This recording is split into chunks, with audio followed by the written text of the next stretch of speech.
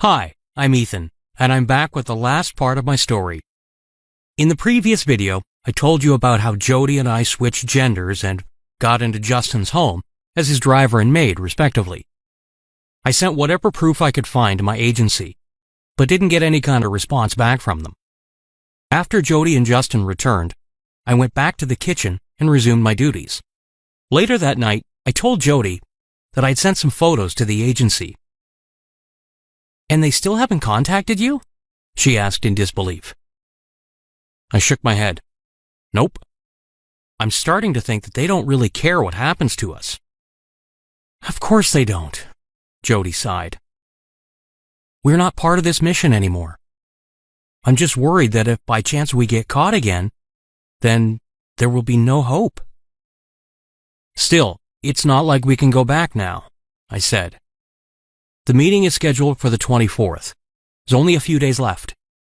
We can't turn back after coming this far. Jody nodded in agreement.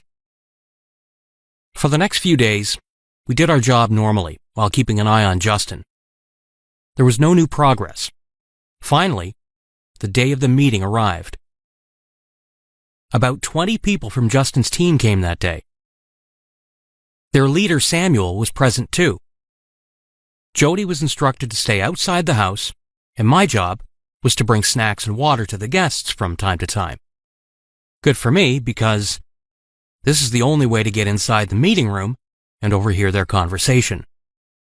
The first time I went inside, everyone regarded me as if I was some sort of criminal. Justin told them just to ignore me, and they started talking in their code language. I left the room and stood outside their door in order to record everything. Only my agency could decipher their language, so I sent the recording to them. After about an hour, I came back with more snacks, and this time, Samuel started interrogating me. He asked me questions about my family, my background, things like that. It was clear that he was suspicious. Now, thankfully for me, he didn't probe too much. Justin told me to get out. I stood outside the door and held my breath. Now, they were talking about the most important part of the plan. I started recording and kept sending the files to the agency every 5 minutes. Even if I did get caught, the agency would have something to go by. 15 minutes later, I heard footsteps coming towards the door. I rushed toward the stairs immediately, but Justin was faster. He grabbed my hands from behind and covered my mouth so I couldn't make any noise. He dragged me towards the basement and pushed me towards a chair. Without giving me a chance to recover my breath, he pulled off my wig. He gave me a sinister laugh. "I should have known. It's you." "But you didn't," I mocked. "Not until your boss started suspecting me." "Shut up. If he finds out that I let an enemy stay at my house for so long, I'll go down with you," he said. "It would be better if I just end you here and then go to—" Before he could finish his sentence, a shadow loomed over him and was knocked over by a punch. I gaped as Justin collapsed to the ground and Jody came into sight. She tied Justin to a chair and then turned to me. "Ethan, are you okay?" she asked, rushing to my side. "I was trying to call you, but you didn't pick up, so I figured something was wrong." "Thanks for rescuing me," I said. "I should be ashamed. I had one job, and I couldn't even—" "Oh, please," Jody intervened. "One moment of weakness can't define everything. I've seen your skills firsthand. You have nothing to be ashamed of. Got it?" I glanced at her in shock. "Are you actually praising me right now? Never thought I would see this day." "Why?" she smiled. "I like you, and I can't tolerate it when you underestimate yourself. I've made stupider mistakes than these, and yet you put up with me without a word of complaining. The least I can do is return the favor." Wait, did I hear that right? Did she just say she liked me? "I know this isn't the time for this, but I like you too," I confessed. "In fact, I've been dreading telling you this because I thought you had no feelings for me." Jody hugged me. "I've had feelings for you ever since we first got caught. You know, if I was in your place and someone made that kind of mistake, I would have totally doubted them and refused to work too. But you trusted me. I laughed. Yeah, well, I already doubted you once, and that didn't end well. We heard Justin groaning. He was slowly regaining consciousness. Jody and I decided to get out of there, but when we turned around, Samuel showed up in front of us. I knew something was wrong when Justin was taking so long to get back, he started. The maid betrayed him after all. Who was he even talking to? I glanced behind him to see that he'd brought a lot of men for backup. Attacking him definitely wasn't a good idea. We were easily outnumbered. Justin was always an idiot, Samuel continued, then looked up to meet my eyes. But, I must say, I'm quite impressed by the two of you. You were able to come this far, which means you're quite capable. Whatever you're planning is useless, I said, and keeping us here isn't going to help you either. We will see about that.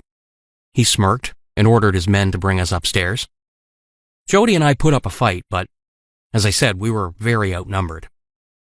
And those men were all armed. Samuel made us sit in the living room. Jody glanced at me in question. What the hell is going on? Why are we here while Justin is in the basement? She whispered. I shrugged. Let's wait and see. You were really confident that my plans are going to fail, Samuel said, taking a seat beside me. Well, the clock is about to strike 12 in just a few minutes. The first phase of the plan will start then. What do you mean? It was supposed to happen in the evening, I said. Of course, but that's the final phase, he smiled. So what's the first phase? Jody asked hesitantly. You will hear it on the news soon enough, Samuel replied as he switched on the TV. All the machineries in the hospitals are about to fail. I thought that was going to happen after the blackout. Did he change his plans? I was so confused at that moment. He was watching the TV excitedly, saying the news could come on at any time now. But an hour passed, and the reporters kept talking about some celebrity breakup. And then commercials started running. Jody snorted. Where's your epic first phase machinery fail thing? She mocked. Looks like the only thing that failed is your plan, I added. Jody started laughing, and Samuel pinned us with the deadliest glare. He asked his men to make some calls. While they were at it, there were loud banging noises. And the next thing I know, a lot of men from my agency were barging inside the house. They caught Samuel and his team within minutes and rescued Jody and I. I was shocked to find my boss waiting for me outside the house. When I walked up to him, he gave me an apologetic look. Were we too late? He asked. The two of you aren't injured, are you? We're fine, I replied. But what happened to Samuel's plan? Were you able to stop everything on time? He nodded. Yes, all thanks to you. If you're so thankful, you could have at least let us know that you'd support us, Jody retorted. Even a simple text would have been helpful, you know? What kind of boss are you? We went against your orders, and you didn't even bat an eye. The boss was shocked for a second, as if he couldn't comprehend that Jody was actually scolding him. Then he cleared his throat. Yeah, well, sorry about that. You were doing a good job with or without support. But, Jody, what are you still doing here? It's time for you to return. I've booked your tickets.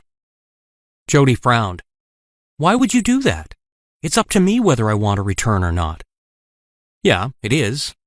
But I thought you hated Ethan and wanted to get this over as soon as possible, the boss asked in confusion. Yeah, well, things have changed. She smiled, grabbing my hand. I'm going to stay with Ethan. But you... The boss stuttered as he took in the scene in front of him. I was just enjoying his reactions silently. Why are you so shocked? Jody asked. Ethan and I are married. And, I guess I should thank you for that. It was your stupid idea. But, whatever. I'll forgive you now. Because everything came to a happy ending. I couldn't agree more. What started out as a dangerous mission ended smoothly, with Jody and I falling in love with each other. It's easy enough for you to guess what happened after that. Jody and I started enjoying a happy marital life, and we no longer hated the idea of teaming up for missions.